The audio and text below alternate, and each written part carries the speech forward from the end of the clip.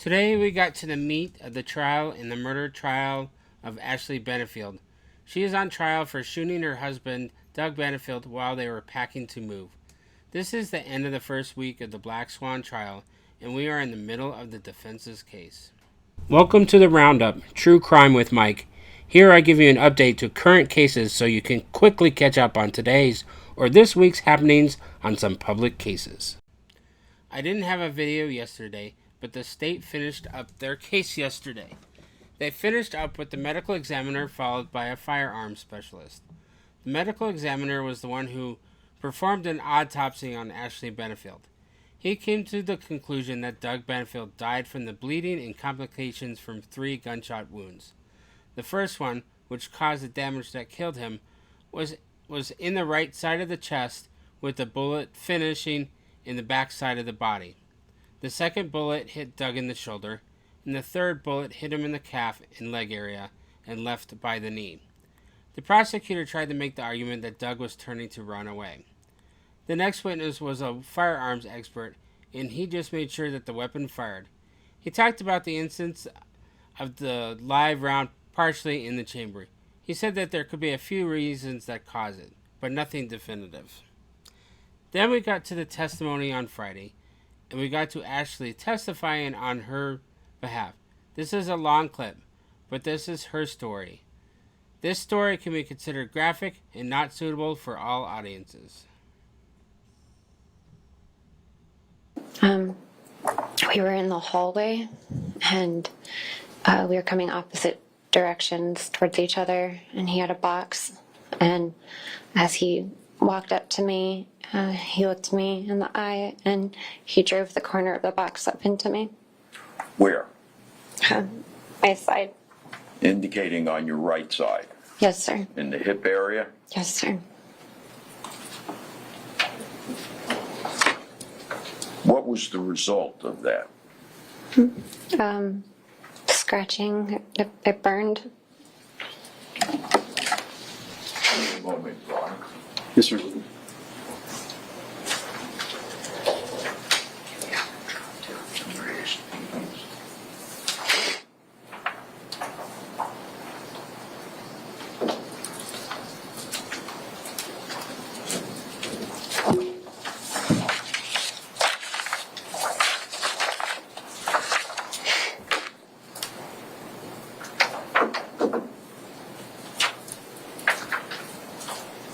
Ashley, I'm going to hand you what's been marked as defense exhibit numbers 8, 9, and 10. Approach. Yeah, just do me a favor, whenever you're holding them up, they were facing the jury until they're admitted. Sorry. Yes, sir. Thank you very much. 8, 9, and 10? Yes, sir.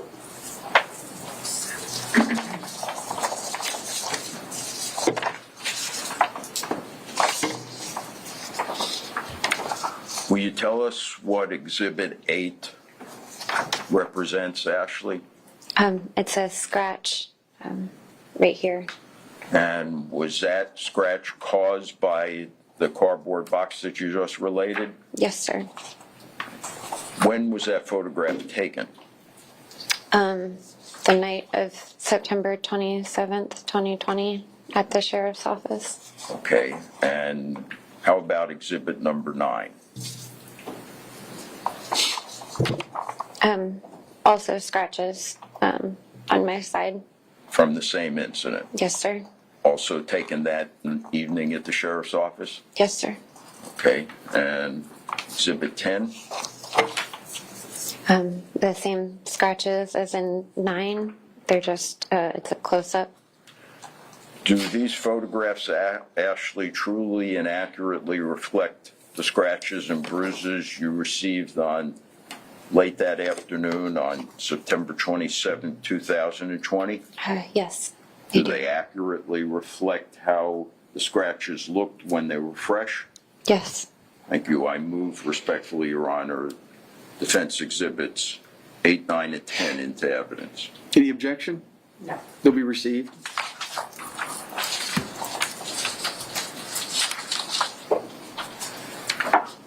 What was your response, Ashley, after being struck by the cardboard box? I apologized. Why would you have apologized? Because I could see how upset he was, and I didn't want him to get more mad at me. Where does Doug go after that incident? He continued to the garage with the box. And what happens at that point? We started getting into a back and forth about being done for the day and what still needed to be packed and that I wanted to be done. And we ended up in our daughter's bedroom, and he started screaming at me. He said, "Shut the fuck up." He started calling me names. And he said, "I can see what you're doing. You're trying to get me to leave." He said, "I don't have to leave. I can stay and spend the night if I want to because I'm your husband." At that point, Ashley, how did you feel with respect to your own personal safety? I was scared. Did you take any steps to try to avoid anything further? Yes, I ran to try to leave the house. And where did you run to? To the front door. Did you make it? No. Tell us what happened. He stopped me. He grabbed me by the hand and he yanked me back. I'm not really sure how he did it, but he spun around so he was in front of me, between me and the door. So, He said, I'm sorry, go ahead. "Where the fuck do you think you're going?" What was your response? Do you specifically recall? Tell us. I just blurted it out. I said, "I'm done and you need to leave now." What was Doug's reaction to that command to leave now? He said, "You can't fucking leave me." Then what happens? He hit me on the side of the head.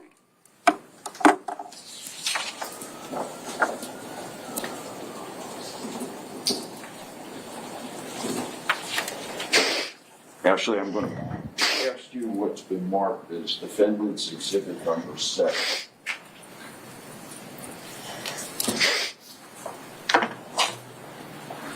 Tell us what that represents. It's a picture of my face. Is it an accurate picture of what your face looked like on that night? Yes, sir. Who took that photograph?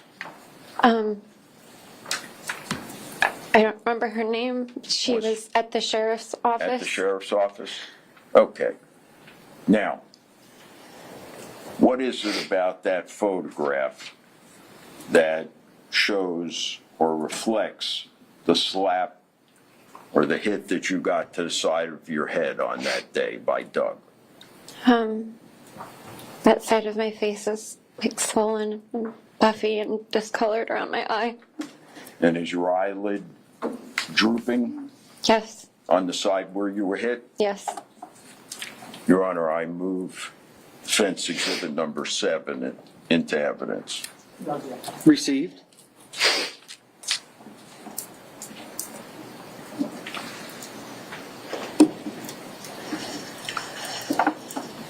What was different at that moment, Ashley, than at any time in your prior relationship with Doug? He had never actually hit me before. What did you do? I ran Where? to my room Why? because I was scared.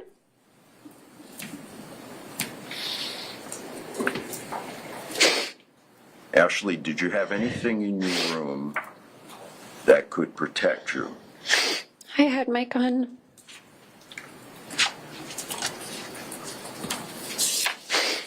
Did you grab the gun? Yes. As you're grabbing the gun, what, if anything, did you hear? I heard the door hitting the doorstop. As if it is flung open? Yes. And what do you see, Ashley, when you look up? Doug was standing in the doorway. His face was red. Like the veins were bulging in his neck. The way he was looking at me, it didn't even look like Doug. His eyes were black.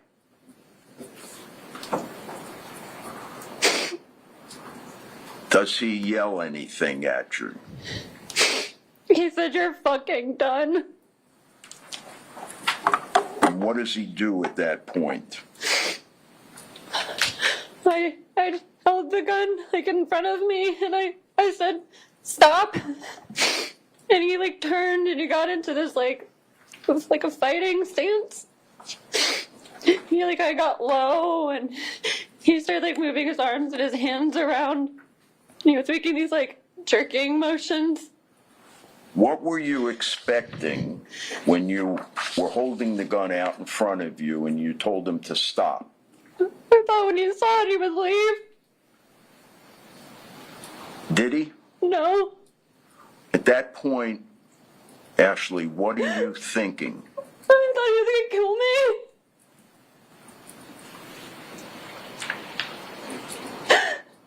Tell us what happens next.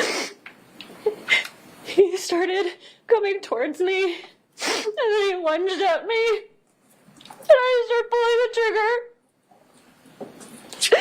And he just kept coming. And I remember trying to move to get away from him, but he kept coming at me.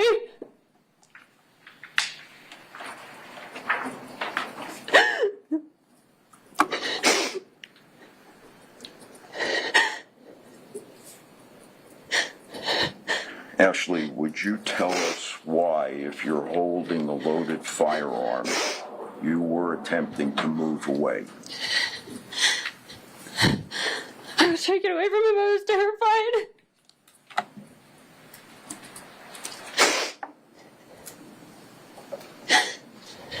All right, so you're firing.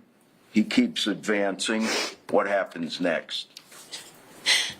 It was like his feet slipped out from under him and his legs went up in the air.